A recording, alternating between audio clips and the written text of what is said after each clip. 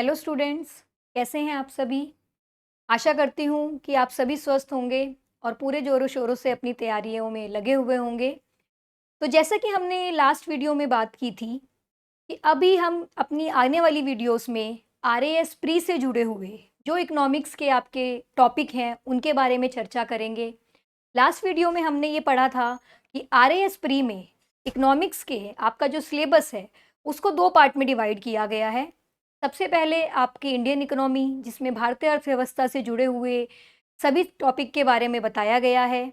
दूसरा जो आपका है टॉपिक वो है आपके राजस्थान से जुड़ा हुआ, जिसमें राजस्थान की अर्थव्यवस्था से जुड़े हुए मुद्दे, उससे जुड़े हुए अलग-अलग सेक्टर्स के बारे में बात की गई है कि सरकार द्वारा कौन-सी योजनाएँ चलाई गई है, सरकार द्वारा अलग-अलग क्षेत्रों के लिए कृषि, उद्योग, सेवा क्षेत्र के लिए कौन-कौन सी योजनाएँ चलाई जा रही है।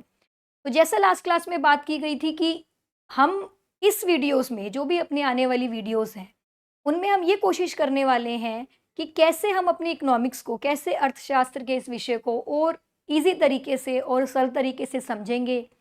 क्योंकि कुछ स्टूडेंट्स के लिए जिनका ये इकोनॉमिक्स, ये अर्थशास्त्र का बैकग्राउंड नहीं होता है, उनके लिए बहुत समस्या आती है कि कैसे इन चीज़ों को समझें। और उसमें भी अगर पहली वीडियो आर्थिक सर्वेक्षण को पढ़ने की है, तो वो और भी मुश्किल हो जाता है। क्योंकि आर्थिक सर्वेक्षण पढ़ना अपने आप में वो आपको कहीं से भी मिल जाता है, लेकिन उसकी शब्दावली को समझना, उसमें जिन बातों के बारे में बताया जाता है, उनसे जुड़े हुए मुद्दों को समझना, वो बहुत मुश्किल हो जाता है। ऐसे में सिर्फ़ हमें उन डाटा को याद करना पड़ता है, कुछ चीज़ें याद रहती हैं, कुछ नहीं भी याद रह पाती। मैं अपनी इन सारी वीडियोज़ के माध्यम से ये कोशिश करूँगी कि आप पहले उन टर्म्स को समझें, जो-जो चीज़ें उसमें यूज़ की जाती हैं, वो किस चीज़ से बिलॉन्ग करती हैं, वो क्या होती हैं। जैसे अगर जीडीपी के बारे में ही आता है, सकल घरेलू उत्पाद, तो वो क्या है? कैसे गवर्नमेंट उसके बारे में पता लगाती है? उसमें कौन-कौन सी चीज़ें जुड़ी हुई होती है? हम इन आने वाले सभी चैप्टर्स में ये मानकर चलेंगे कि हमारी जो वीडियोस हैं उसमें कोई भी ऐसा स्टूडेंट जिसको इकोनॉमिक्स के बारे में नहीं भी पता है, जो नहीं जानता है, वो भी इन चीज़ों के बारे में पहले समझे और फिर उनसे जुड़े हुए जो पिछले साल के सभी डाटा गवर्नमेंट द्वारा बताए गए हैं, रिलीज़ किए गए हैं, इस आर्थिक सर्वेक्षण के माध्यम से हम उन बातों को समझ पाएँ। तो इसी उम्मीद के साथ ये आने वाली अपनी सारी जो वीडियोस रहेंगी, लेकिन इन सभी वीडियोस को शुरू करने से पहले मैं आपको बताना चाहूँगी कि ये जो हमारा चैप्टर शुरू हम करने वाले हैं, आप देख ही रहे हैं चैप्टर 1 लिखा गया है। इसका मतलब ये है कि आपका जो आर्थिक सर्वेक्षण है, वो एक अध्याय में तो देखो पूरा नहीं किया जा सकता, क्योंकि गवर्नमेंट द्वारा जो पूरे 1 साल में गतिविधियाँ की गई हैं, उनको हम कैसे एक अध्याय में समेट सकते हैं। हाँ, ये ज़रूर कोशिश की गई है कि जो आपके सामने एक बहुत बड़ा गवर्नमेंट की तरफ से डाटा आता है, उसको कैसे कम शब्दों में और सरल शब्दों में समझा जाए। बट उसके लिए आपको सभी वीडियोस में जुड़े रहना होगा, सभी चैप्टर्स सही से समझने होंगे ध्यान के साथ, ताकि आप पूरा आर्थिक सर्वेक्षण इसी वीडियो से आप अपना पूरा कर पाएँ। आर्थिक सर्वेक्षण की अगर बात करूँ, ये आपका ऐसा टॉपिक है जिसमें सभी कोई भी आपके कॉम्पिटिटिव एग्ज़ाम हो, उसमें से प्रश्न पूछे जाते हैं। राजस्थान से जुड़े हुए सभी एग्ज़ाम्स में राजस्थान आर्थिक सर्वेक्षण और जो हमारा इंडिया का इकोनॉमिक सर्वे आता है, भारत का आर्थिक सर्वेक्षण, उससे प्रश्न पूछे जाते हैं। राजस्थान के यहाँ पर बात करें तो कम से कम 20 से 25 प्रश्न आपके ऐसे हैं जो आपको आर्थिक सर्वेक्षण से मिल जाएँगे, जिसमें आपके भूगोल से जुड़े हुए प्रश्न भी आते हैं और जो भी गवर्नमेंट की योजनाएँ अलग-अलग सेक्टर से जुड़ी हुई हैं, उनके बारे में भी प्रश्न आते हैं। तो चलिए इसी के साथ फिर अपना सर्वेक्षण शुरू करते हैं, जिसमें आज हम पढ़ने वाले हैं सबसे पहले अपना चैप्टर 1 अध्याय 1, जिसमें हम कुछ शब्दों के बारे में जानेंगे कि वो क्या होते हैं और गवर्नमेंट कैसे उन चीज़ों के बारे में डाटा बताती है। तो चलिए अपना चैप्टर 1 शुरू करते हैं। देखिए, सबसे पहले कोई भी चीज़ जब पढ़ी जाती है या कोई भी डाटा गवर्नमेंट के द्वारा जब रिलीज़ किया जाता है, तो वो किसी न किसी डिपार्टमेंट, किसी न किसी विभाग के अंतर्गत आता है।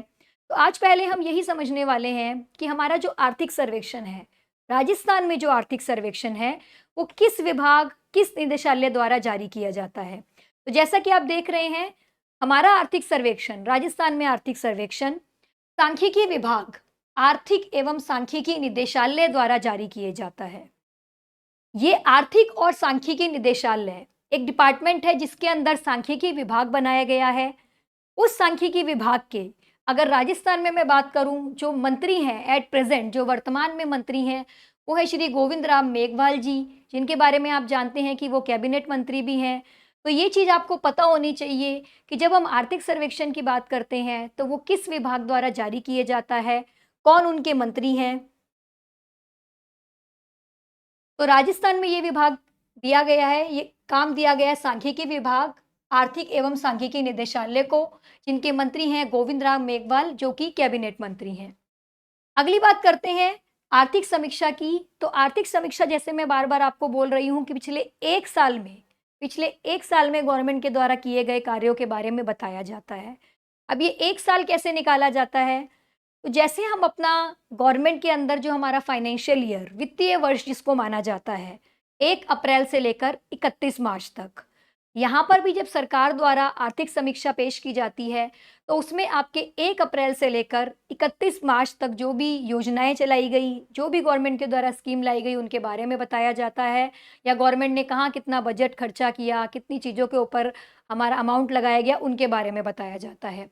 तो जब हम बात कर रहे हैं 1 अप्रैल से 31 मार्च की, तो अगर हम अपना ये वाला आर्थिक सर्वेक्षण की बात करें, जो 22-23 को बताता है, तो इसमें जब बात की जाएगी, तो इसमें बात की जाएगी आपके 1 अप्रैल 2022 से 31 मार्च 2023 तक।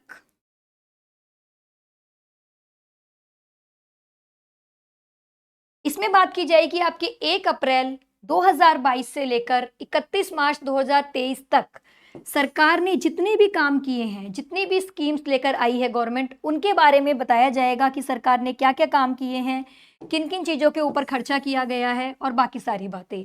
तो आपको ये ईयर पता होना चाहिए, साल पता होना चाहिए कि जब हम आर्थिक सर्वेक्षण 22-23 की बात कर रहे हैं, तो उसमें हम गवर्नमेंट के द्वारा किए गए कब से कब तक के कार्यकाल को पढ़ रहे हैं। तो ये हमारा रहेगा 1 अप्रैल 2022 से 31 मार्च 2023। तो चलिए अगली बात करते हैं। आर्थिक समीक्षा की जब बात की जाती है, अब देखिए यहाँ पर वर्ड यूज़ किया जा रहा है आर्थिक समीक्षा। तो आप इस चीज़ से कन्फ्यूज़ नहीं होइएगा कि हम जब शुरू कर रहे थे अपना अध्याय, तो हमने लिखा है उसको आर्थिक सर्वेक्षण, और यहाँ पर जो हम पढ़ रहे हैं, हम बोल रहे हैं आर्थिक समीक्षा। दोनों एक ही बातें होती हैं।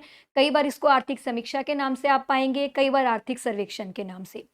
तो आर्थिक समीक्षा की बात करें, तो ये हमेशा पेश की जाती है बजट प्रस्तुत करने से 1 दिन पहले। जैसे भारत की आर्थिक समीक्षा की बात करूँ, तो आपको पता है कि फरवरी का जो पहला वर्किंग डे होता है, पहला वर्किंग डे, उसमें बजट पेश किया जाता है, और उससे 1 दिन पहले आर्थिक समीक्षा आती है। यही होता है राज्यों के साथ भी। राजस्थान में भी जब बजट पेश किया जाता है, तो उससे 1 दिन पहले आर्थिक समीक्षा पेश की जाती है। बट अगर मैं इस साल की बात करूँ, तो इस साल जो हमारा आर्थिक समीक्षा आई थी, जो आर्थिक सर्वेक्षण प्रस्तुत किया गया था सरकार के द्वारा, वो उसी दिन पेश किया गया था, जिस दिन गवर्नमेंट ने अपना बजट पेश किया था। तो ये भी चीज़ आपको पता होनी चाहिए कि वैसे तो हमारी आर्थिक समीक्षा बजट प्रस्तुत करने से 1 दिन पहले पेश की जाती है, पर इस वर्ष राजस्थान में जिस दिन आपका बजट पेश किया गया, उसी दिन आर्थिक समीक्षा को प्रस्तुत किया गया था। तो चलिए, ये कुछ बातें जुड़ी थी आपके आर्थिक सर्वेक्षण। जो कॉमन बातें हैं आपको पता होनी चाहिए कि किस निदेशालय के अंतर्गत ये आर्थिक समीक्षा पेश की जाती है, कौन इनके मंत्री हैं वर्तमान में, आर्थिक समीक्षा में कब से कब तक के ब्यूरो के बारे में, डाटा के बारे में बताया जाता है, जो आपका 1 अप्रैल 2022 से लेकर 31 मार्च 2023 रहेगा। उसके बाद हमने बात की कि आर्थिक समीक्षा कब पेश की जाती है, तो वो आपके बजट प्रस्तुत करने से 1 दिन पहले पेश की जाती है, और इस वर्ष राजस्थान में वो एक ही दिन पर किया गया, यानी कि जिस दिन आपका बजट पेश किया गया, उसी दिन आपकी आर्थिक समीक्षा को भी पेश किया गया। तो ये कुछ कॉमन बातें थी। अब चलते हैं अपने हम नेक्स्ट बातों के ऊपर। देखिए, जब भी कभी आर्थिक समीक्षा की बात की जाती है या बजट की बात की जाती है, तो उसमें बहुत सारे टर्म्स ऐसे हैं जो आप बहुत कॉमन है, बहुत कॉमन बार पाएँगे।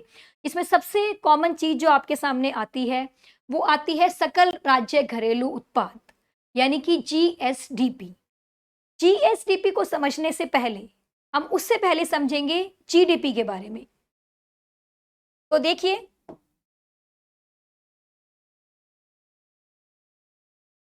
सबसे पहले हम बात कर रहे हैं जीडीपी की। इसके बारे में अगर कहें, ये होता है आपका ग्रॉस डोमेस्टिक प्रोडक्ट।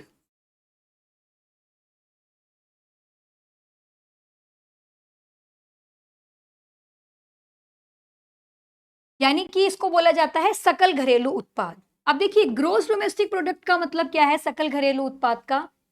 एक देश की अर्थव्यवस्था में डोमेस्टिक वर्ड जहां पर आ गया, डोमेस्टिक का मतलब है घरेलू। आपको पता है आज के टाइम में बिजनेस या अर्थव्यवस्था कोई बंद इकोनॉमी नहीं है, बंद अर्थव्यवस्था नहीं है, हम ओपन इकोनॉमी के साथ चलते हैं। तो आज के टाइम में बिजनेस या कोई भी इकोनॉमी में ट्रांजैक्शन करनी है, वो ओपनली होती है, दूसरे देशों के साथ भी होती है, हम आयात निर्यात भी करते हैं। लेकिन जब हम जीडीपी को पढ़ते हैं, ग्रोस डोमेस्टिक प्रोडक्ट को पढ़ते हैं, सकल घरेलू उत्पाद, तो इसमें बात की जाती है एक देश की सीमा के अंदर। फॉर एग्जाम्पल हम उदाहरण लेकर चल रहे हैं कि हम भारत की बात कर रहे हैं, तो भारत की एक सीमा के अंदर एक साल में जितनी भी अंतिम वस्तुएं और सेवाएं, देखिए यहाँ पर कुछ वर्ड आए हैं अलग जो आपको पता होनी चाहिए। सबसे पहले एक साल की हम बात कर रहे हैं, तो ये जो आर्थिक समीक्षा या जो भी आप गवर्नमेंट का डाटा पाएंगे वो एक साल के बारे में होता है।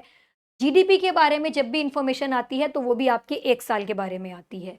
तो यहाँ पर हम बात कर रहे हैं एक देश की सीमा में। सबसे पहले हमने एक सीमा बनाई है क्योंकि आजकल व्यापार जैसे हम बात कर रहे हैं, ट्रांजेक्शन्स विदेशों में भी की जाती है, लेकिन जीडीपी डोमेस्टिक वर्ड जो आपका आया अपने आप में, वो ये बताता है कि हम घरेलू सीमा की बात कर रहे हैं। तो एक देश की घरेलू सीमा के अंदर जितनी भी आपकी अंतिम वस्तुएं और सेवाएं बनाई जाती हैं। अब देखिए, अंतिम वस्तुओं और सेवाओं से हमारा क्या मतलब है? आपको पता है, जब एक साल की बात की जा रही है तो ऐसा तो नहीं है हमेशा कि साल के अंत में सभी वस्तुएं रेडी होती हैं। कुछ वस्तुएं मध्यमवर्ती वस्तुएं होती हैं, प्रोसेसिंग में होती हैं, दैट मीन्स उन पर अभी आगे काम किया जाना है। ऐसी वस्तुओं को हम अपनी सकल घरेलू उत्पाद जीडीपी की कैलकुलेशन में नहीं लेते हैं। जब भी कभी सकल घरेलू उत्पाद निकाला जाता है, तो उस समय इस बात का ध्यान रखना है कि हम अंतिम वस्तुएं और सेवाएं, यानी कि ऐसी वस्तुएं जो उपभोग के लिए तैयार हैं, जिनको कंज्यूमर कंज्यूम कर रहा है, यूज कर रहा है, ऐसी वस्तुएं ही आपकी जीडीपी का पार्ट बनती है, सकल घरेलू उत्पाद का। तो इससे यह पता चलता है कि सकल घरेलू उत्पाद का मतलब क्या हुआ? एक देश की सीमा के अंदर जितनी भी अंतिम वस्तुएं और सेवाएं बनाई जाती हैं, जब उनका कुल योग निकाला जाता है, तभी अंतिम वस्तुओं और सेवाओं का, सेवाएं भी यहाँ पर आएंगी। हम वस्तुओं की बात कर रहे हैं, वस्तुएं बनाई जाती हैं। आपको पता है हमारी अर्थव्यवस्था में हम सेवाओं का भी साथ में ही बात करते हैं। जो भी सेवाएं दी जाती हैं अलग अलग क्षेत्रों द्वारा, उन सभी सेवाओं को भी इसमें जोड़ा जाता है। तो सभी अंतिम वस्तुओं व सेवाओं का जो कुल योग होता है, वो आपका जीडीपी कहलाता है, ग्रोस डोमेस्टिक प्रोडक्ट, सकल घरेलू उत्पाद। अब यहाँ पर अगर बात करें, देखो ये जो सकल घरेलू उत्पाद है ये नेशनल लेवल पर होता है। मतलब हम भारत की बात करें तो भारत में हम पढ़ते हैं जीडीपी को, सकल घरेलू उत्पाद को। पर जब यही चीज आपकी राज्यों के हिसाब से पढ़ी जाती है, स्टेट के हिसाब से पढ़ी जाती है, तो ये जीडीपी आपका बन जाता है जीएसडीपी, यानी कि सकल राज्य घरेलू उत्पाद।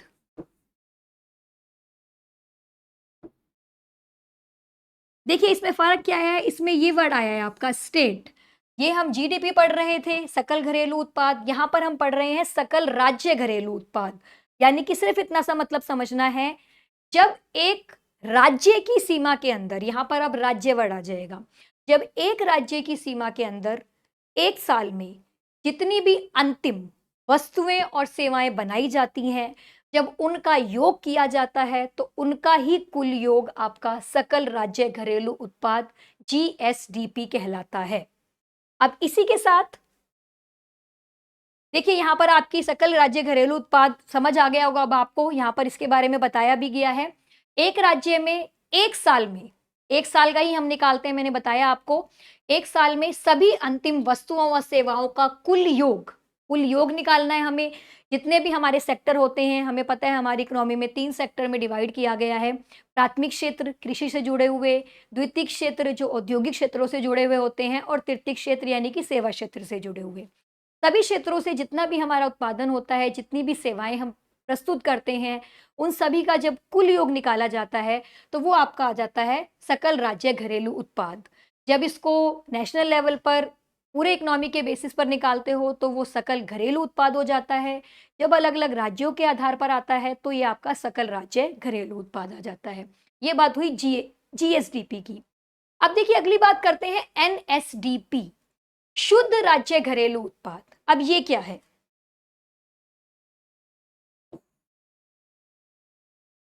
देखिए जीडीपी की बात हो गई है।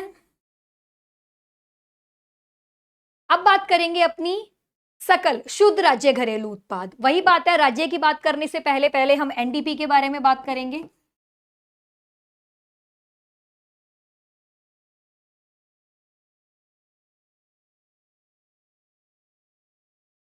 एनडीपी, इसको अगर फुल फॉर्म कहूं, नेट डोमेस्टिक प्रोडक्ट।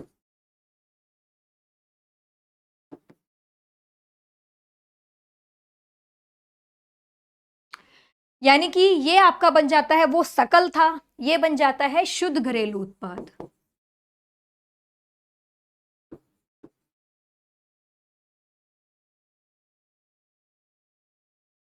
अब देखिए इसमें क्या फर्क है, वो आया ग्रोस डोमेस्टिक प्रोडक्ट यानी कि सकल आया, ये शुद्ध आ गया। तो इसमें क्या फर्क आया है, इस वर्ड का फर्क आया है, ये कैसे होता है?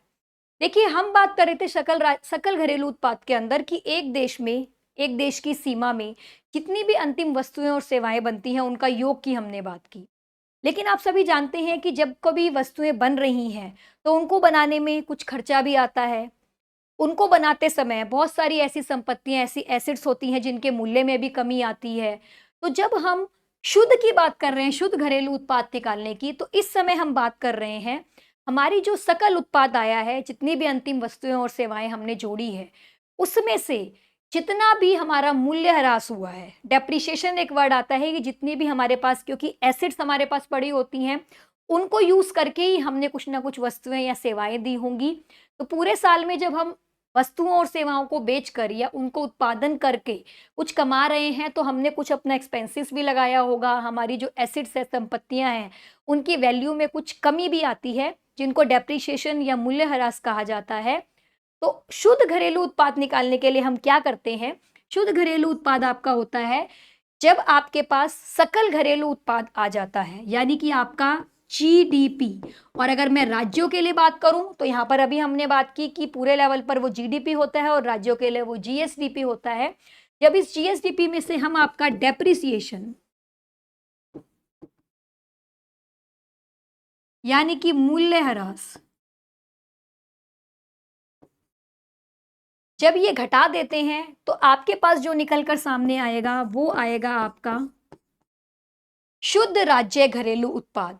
तो शुद्ध राज्य घरेलू उत्पाद फिर से समझते हैं, जब आपकी एक साल के अंदर जितनी भी अंतिम वस्तुएं और सेवाएं बनाई जाती हैं उनका कुल योग आपका जीएसडीपी, सकल राज्य घरेलू उत्पाद कहलाता है। और उसमें से जब हम अपने डेप्रिसिएशन को, मूल्यह्रास को घटा देते हैं तो आपके सामने जो निकल कर सामने आएगा वो आपका आएगा शुद्ध राज्य घरेलू उत्पाद। ठीक है, तो अब देखिए यहां से शुद्ध राज्य घरेलू उत्पाद के बारे में क्या कहा गया है। जब सकल राज्य घरेलू उत्पाद में से मूल्यह्रास को हटा दिया जाता है तो वह शुद्ध राज्य घरेलू उत्पाद कहलाता है। यहां पर दिया भी गया है NSDP, net state domestic product जो आपका निकलेगा वो कैसे निकलेगा? ग्रॉस स्टेट डोमेस्टिक प्रोडक्ट में से जब डेप्रिसिएशन यानी कि मूल्यह्रास को हटा दिया जाए। तो ये बात हुई हमारी शुद्ध राज्य घरेलू उत्पाद की। अब देखिए इसमें अगली पॉइंट जो कहा गया है, जैसे मैंने आपको देखो पहले कहा था स्टूडेंट्स कि हम यहाँ पर अभी वो डाटा नहीं पढ़ने वाले हैं। डाटा कहीं से भी आपको मिल जाएगा, आपको पता होना चाहिए कि उस डाटा में जो बातें लिखी जाती है वो क्या है। तो अभी हम सिर्फ उन्हीं टर्म्स के बारे में समझ रहे हैं कि वो टर्म्स क्या होती हैं। सबसे पहली चीज जो आप उसमें पाएंगे वो यही सकल राज्य घरेलू उत्पाद और शुद्ध राज्य घरेलू उत्पाद पाएंगे कि उसमें कितनी वृद्धि हुई, पिछले साल क्या था, इस साल क्या हुआ। पहले ये तो पता हो कि वो क्या होता है, तो पहले हमने वही समझा है। अब 2 चीज़ें और आप बहुत कॉमन पाएँगे उसमें जब आप अपनी समीक्षा पढ़ेंगे। एक होता है आपका स्थिर मूल्य, एक होता है प्रचलित मूल्य। तो देखिए स्थिर मूल्य के आप आगे अगर देख रहे हैं तो इसमें एक ईयर लिखा गया है 2011-12। 2011-12, अब इसका क्या मतलब है? स्थिर मूल्य का क्या मतलब है? प्रचलित मूल्य का क्या मतलब है? तो वो समझते हैं। देखिए स्थिर मूल्य क्या है आपका? क्या होता है हमारी अर्थव्यवस्था में? आपको ये पता है कि आज जिस रेट पर, जिस प्राइस पर हमें कोई चीजें मिल रही हैं, ऐसा तो नहीं है कुछ सालों पहले भी हमें उसी रेट पर मिल रही होंगी। हम ये बार-बार पढ़ते हैं कि मुद्रास्फीति होती है, इन्फ्लेशन होता है, वस्तुओं के रेट, प्राइसेस हर दिन बढ़ते रहते हैं। हर साल अर्थव्यवस्था में कुछ ना कुछ प्राइस इंक्रीज़ ही होता है चीज़ों का। तो स्थिर मूल्य कहाँ से वर्ड आया देखिए, जब कभी भी ऐसा होता है, किसी साल गवर्नमेंट को ऐसा लगता है कि इस साल जो वस्तुओं के मूल्य में परिवर्तन आया है या जो वस्तुओं का मूल्य बढ़ा है, वो इतना ज़्यादा नहीं बढ़ा जितना कि उम्मीद किया गया था। फॉर एग्ज़ाम्पल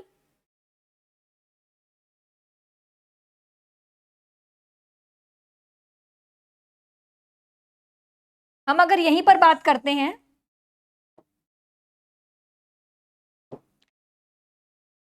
देखिए यहीं पर अगर हम बात करें, अगर हम ये मानते हैं कि 2000 में एक ईयर आपको एग्ज़ाम्पल ले रही हूँ 2011, ठीक है?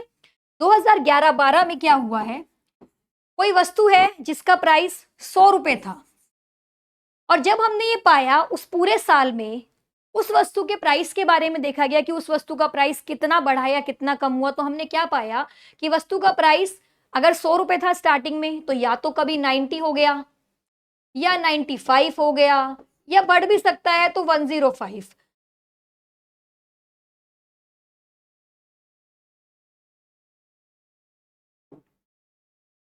105 हो गया। इसका मतलब है अगर आप देख पा रहे हो जो प्राइस में परिवर्तन आया, मूल्यों में परिवर्तन, वो बहुत कुछ ज़्यादा नहीं आया है। 90 हो गया, 95 हो गया, 105 हो गया।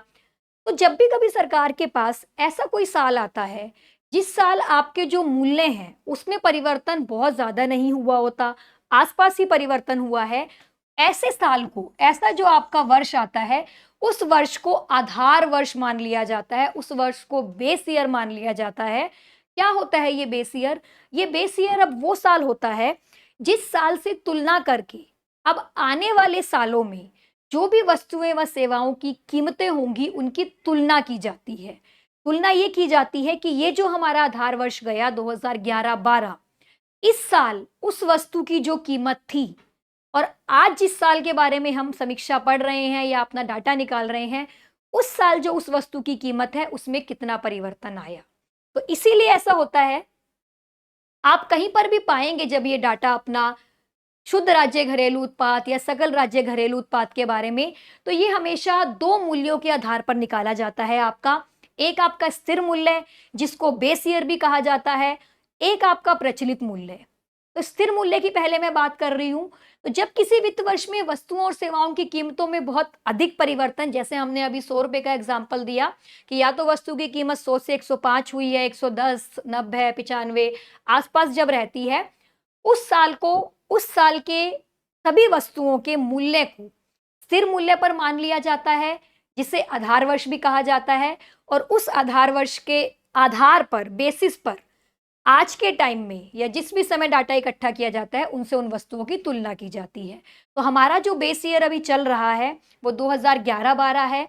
हम अभी भी जब अपनी वस्तुओं की मूल्य की तुलना करते हैं, स्थिर मूल्यों के आधार पर, तो 2011-12 में उस वस्तु का जो मूल्य था और आज के समय में यानी कि 22-23 में जो उस वस्तु का मूल्य रहा, उसकी तुलना की जाती है और उसके आधार पर बताया जाता है कि मूल्य में कितने प्रतिशत की वृद्धि हुई। अब अगर बात करें आपके प्रचलित मूल्य की, देखिए प्रचलित मूल्य इंग्लिश में कहा जाता है करंट वैल्यू, आपकी करंट प्राइस। तो ये आपका वही प्राइस है जो आपकी अर्थव्यवस्था में इस साल चल रहा है।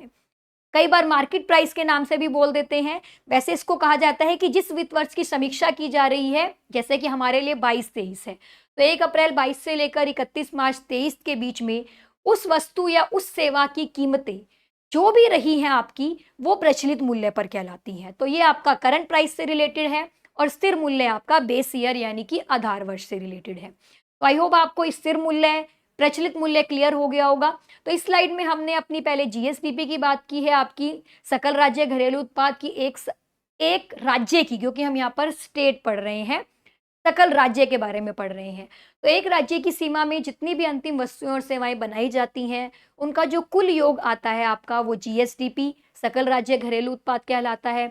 उसमें से जब डेप्रिसिएशन, मूल्यह्रास को हटा दिया जाता है, तो वो आपका शुद्ध बन जाता है, शुद्ध राज्य घरेलू उत्पाद कहलाता है। फिर हम बात करेंगे आपके स्थिर मूल्य की। तो ये एक ऐसा बेस ईयर है 2011-12। आपके लिए जो आपको ध्यान रखना है, वो ये ध्यान रखना है कि आपका जो बेस ईयर गवर्नमेंट लेकर चलती है, स्थिर मूल्य जो लेकर चलती है वो आपका 2011-12 के आंकड़ों के आधार पर है। वो होता है कि जिस साल प्राइसेस नहीं चेंज हुए थे ज़्यादा, गवर्नमेंट ने उसको आधार ले लिया। प्रचलित मूल्य की बात करें तो आपका करंट प्राइसेस, ऐसा प्राइस जो अभी चल रहा है वित्त वर्ष में, उसी के आधार पर जब कीमतें निकाली जाती हैं तो वो आपकी प्रचलित मूल्य पर कहलाती हैं। तो ये हमारा जीएसडीपी, एनएसडीपी, स्थिर मूल्य और प्रचलित मूल्य। चलिए अब आगे बढ़ते हैं। देखिए, अब अगला जो आपका टर्म है, अगला जो शब्द आया है वो क्या है आपका पीसीआई। पीसीआई क्या है? ये होता है आपका पर कैपिटा इनकम, यानी कि प्रति व्यक्ति आय। प्रति व्यक्ति आय का क्या मतलब है? देखिए, अभी हमने पढ़ा इसमें लास्ट इसके बारे में समझेंगे कि हमने यहाँ पर शुद्ध राज्य घरेलू उत्पाद के बारे में पढ़ा और सकल राज्य घरेलू उत्पाद। अब क्वेश्चन ये आता है कि अगर गवर्नमेंट अपनी इनकम, अपनी आय के बारे में पढ़े, आय के बारे में जानना चाहे तो किस चीज को बेस लिया जाता है? आपका जीएसडीपी होता है या एनएसडीपी? तो वहां पर आपका क्वेश्चन का जो आंसर बनेगा वो बनेगा आपका एनएसडीपी। देखिए, एनएसडीपी को हम लेकर चलते हैं शुद्ध, क्योंकि हमें सारे अपनी इनकम में से जो भी खर्चे, डेप्रिसिएशन हुआ होता है उसको माइनस करना होता है। अब जो हम पढ़ रहे हैं आपकी पर कैपिटा इनकम, ये कहां से आई? प्रति व्यक्ति आय। एक देश की सीमा में या एक राज्य की जो हम यहाँ पर बात कर रहे हैं सीमा में, जितनी भी हमारी इनकम होती है जो शुद्ध राज्य घरेलू उत्पाद के रूप में सामने आती है, जब उसको उस राज्य की जनसंख्या से डिवाइड कर दिया जाता है, जनसंख्या से भाग कर दिया जाता है, तो हमें ये पता चल जाता है कि उस राज्य के हर व्यक्ति की एवरेज, क्योंकि देखिए एक सही फिगर लाना कि हर एक व्यक्ति की उतनी ही इनकम होगी ऐसा पॉसिबल नहीं है, हम एवरेज औसत बेसिस पर निकालते हैं। तो जब आपका शुद्ध राज्य घरेलू उत्पाद आ जाता है, यानी कि आपका एनएसडीपी जो हम अभी पढ़कर आए हैं क्या होता है, उस घरेलू उत्पाद में से अगर आप जनसंख्या को भाग करेंगे, उस राज्य की जो जनसंख्या है, तो हमारे पास जो निकलकर सामने आएगी वो आएगी आपकी प्रति व्यक्ति आय। शुद्ध घरेलू उत्पाद डिवाइडेड बाय जनसंख्या, जनसंख्या से भाग देने पर जो आपको मिलेगा वो ये पता चल जाएगा ऑन एन एवरेज औसत बेसिस पर एक पर्सन की उस राज्य में कितनी इनकम होती है। अब देखिए, अभी जो हमने 3 टर्म्स पढ़े हैं, रिवाइज करा रही हूं आपको, सकल राज्य घरेलू उत्पाद, शुद्ध राज्य घरेलू उत्पाद और आपकी प्रति व्यक्ति आय। ये तीनों ही जो आपको डाटा मिलेगा आपकी आर्थिक समीक्षा में, ये तीनों ही डाटा आपको दोनों मूल्यों पर मिलेगा। दोनों मूल्य कौन से? अभी जो हम पढ़कर आए हैं, एक तो हमारे स्थिर मूल्य, यानी कि बेस ईयर के आधार पर जो मूल्य निकाले जाते हैं हमारे 2011-12 के आधार पर। दूसरे आपके प्रचलित मूल्य, यानी कि जो करंट वैल्यू के आधार पर निकाले जाते हैं। तो ये इसीलिए यहाँ पर लिखा गया क्योंकि जब आप इन डाटा के बारे में पढ़ोगे अपनी आर्थिक समीक्षा में, चाहे सकल राज्य हो, चाहे शुद्ध राज्य घरेलू उत्पाद हो या प्रति व्यक्ति आय, ये तीनों ही आपको दोनों मूल्यों पर मिलेंगे, स्थिर मूल्य पर भी और आपके प्रचलित मूल्य पर भी। चलिए आगे दूसरे शब्द के बारे में जानते हैं जो आपका है प्राइस इंडेक्स, मूल्य सूचकांक। देखिए क्या होता है मूल्य सूचकांक आपका, हमारे यहाँ जो मूल्य सूचकांक निकाला जाता है हमारे इकोनॉमी में वो 2 बेसिस पर निकाला जाता है, 2 आधार पर। एक तो आपका होता है WPI, होलसेल प्राइस इंडेक्स, थोक मूल्य सूचकांक। दूसरा होता है आपका CPI, उपभोक्ता मूल्य सूचकांक। जब हम बात करते हैं थोक मूल्य सूचकांक की, होलसेल प्राइस इंडेक्स की, तो इसमें हम किस बारे में बात कर रहे हैं? देखिए, आप सभी जब बाजार जाते हैं, वस्तुएं कोई खरीद कर आते हैं, तो ये आपको पता है कि अगर एक एक चीज कोई ली जाती है, हम अगर रिटेलर हैं, उपभोक्ता हमारे पास आता है, तो वो जो जिसको हम एक एक चीज देंगे, उस एक एक चीज का जो प्राइस है, कीमत है, वो अलग होती है। लेकिन अगर वही चीज आप किसी थोक की दुकान से लेकर आते हैं, थोक विक्रेता से लेकर आते हैं, तो आप जब इकट्ठी बहुत सारा सामान लेते हैं तो आपको वही चीज कम प्राइस में मिल जाती है। उसी के आधार पर आपके ये 2 इंडेक्स बने हैं, प्राइस इंडेक्स की जो बात की जा रही है। एक आपका थोक मूल्य सूचकांक, जहां पर जो वस्तुओं के मूल्य के बारे में पता लगाया जाता है वो इस आधार पर लगाया जाता है कि अगर उन वस्तुओं या सेवाओं को थोक मूल्य के आधार पर निकाला जाए, वो जो वस्तुएं आपको थोक मूल्य के आधार पर निकलती है वो सूचकांक कहलाएगा आपका WPI, थोक मूल्य सूचकांक। और अगर आप छोटे उपभोक्ताओं के आधार पर, यानी कि जब वही वस्तुएं सिंगल सिंगल तरीके से लाई जाती है, एक अकेले उपभोक्ता द्वारा लाई जाती है, तब उस वस्तु का क्या मूल्य पड़ता है उसके आधार पर निकाला जाएगा, तो वो आपका उपभोक्ता मूल्य सूचकांक आता है। यानी कि यहाँ पर हमने 2 सूचकांक के बारे में बात किया, 2 प्राइस इंडेक्स के बारे में। एक आपका होलसेल प्राइस इंडेक्स, थोक मूल्य सूचकांक, जिसमें वस्तुओं का जो थोक में रेट होता है, यानी कि इकट्ठी जब लाई जाती है आपकी थोक विक्रेता से, तो क्या मूल्य पड़ता है, वो सूचकांक। दूसरा हमने बात किया उपभोक्ता मूल्य सूचकांक, यानी कि कंज्यूमर प्राइस इंडेक्स, जब छोटे उपभोक्ताओं के आधार पर हम ये निकालते हैं कि उस वस्तु का क्या प्राइस रहा, कितना सूचकांक है, वो आपका सीपीआई कहलाता है, यानी कि उपभोक्ता मूल्य सूचकांक। अब एक और टर्म के बारे में देखिए हम समझेंगे, ये आपकी होती है GVA, gross value added. Hindi में कहा जाता है सकल मूल्य वर्धन। अब देखिए ये क्या है, अर्थव्यवस्था के, मैंने अभी आपको बताया था पहले भी वीडियो में कि हमारी अर्थव्यवस्था के 3 क्षेत्र हैं जिसमें इसको डिवाइड किया गया है। पहला है आपका प्राथमिक क्षेत्र, फर्स्ट जिसको बोलते हैं प्राथमिक। दूसरा होता है आपका द्वितीयक, और तीसरा होता है आपका सेवा क्षेत्र। तृतीयक क्षेत्र जिसको बोलते हैं, प्राथमिक क्षेत्र आपका कृषि क्षेत्र भी कहलाता है, द्वितीयक क्षेत्र आपका औद्योगिक क्षेत्र, तीसरी है जो हम बात करते हैं वो सेवा क्षेत्र के बारे में। तो यहाँ पर जो जीवीए सकल मूल्यवर्धन कहा जा रहा है वो क्या है, वो होता है हमारी अर्थव्यवस्था के जो तीनों क्षेत्र हैं आपके, उनके अंतर वस्तुओं और सेवाओं के उत्पादन के मूल्य का जो कुल योग होता है। मतलब अगर हमारी अर्थव्यवस्था में कोई 100 रुपए की चीज बनी है, तो इस 100 में से जो अर्थव्यवस्था की हमारी टोटल इनकम निकलकर सामने आई, अगर 100 रुपए आती है तो इस 100 में कितना कंट्रीब्यूशन, अगर मैं एग्जांपल लूं प्राथमिक का, सपोज कीजिए 45% है, दूसरे सेक्टर का आपका 30% है, तीसरे का आपका 25 है।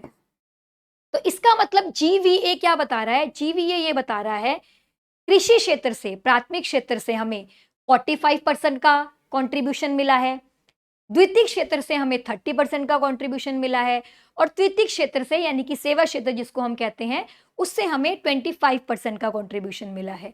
तो सकल मूल्यवर्धन हमें यह बताता है कि हमारे जो तीनों अर्थव्यवस्था के क्षेत्र हैं, प्राथमिक, द्वितीयक और तृतीयक, उनसे हमारा जो कुल वैल्यू हमें मिली है वो कितनी कितनी मिली है अलग अलग सेक्टर द्वारा।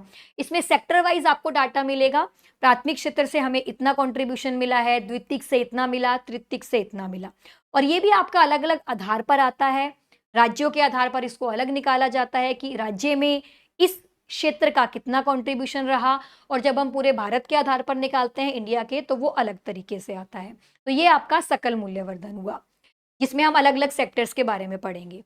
तो इसमें हमने आज देखिए अपनी इस वीडियो में सारे क्षेत्रों के बारे में, जो अलग अलग आपकी टर्म्स इसमें यूज होगी उसके बारे में पढ़ा। अब आने वाली जो वीडियो आपकी रहेंगी उसमें हम इनसे जुड़े हुए जो आपके डाटा गवर्नमेंट के द्वारा दिए गए हैं उनके बारे में बात करेंगे। मतलब अगर जीएसडीपी बोला जाए, सकल राज्य घरेलू उत्पाद या शुद्ध राज्य घरेलू उत्पाद, जो भी प्राइस इंडेक्स के बारे में हमने बात की, जीवीए के बारे में बात की, ये कितना रहा, कितने परसेंटेज कंट्रीब्यूशन अलग अलग सेक्टर का रहा, कितना हमारा गवर्नमेंट का डाटा आया, कितने पिछले साल की तुलना में वृद्धि रही। तो ये सब डाटा के साथ और प्लस अलग इन्फॉर्मेशन के साथ आएंगे दूसरी वीडियो में। तो तब तक के लिए ये आपके सामने अभी कुछ बेसिक्स थे जो रखे गए हैं, आप इन टर्म्स को समझिए, इन्हीं को पढ़िए एक बार। तब तक दूसरी वीडियो के साथ आएंगे जिसमें आपको और डाटा दिया जाएगा। तो चलिए आज के लिए इतना ही। आशा करती हूँ आप सभी स्वस्थ रहकर अपनी पूरी तैयारियां करते रहेंगे। तब तक के लिए आज के लिए इतना ही, नेक्स्ट वीडियो में मिलते हैं। Okay, bye bye.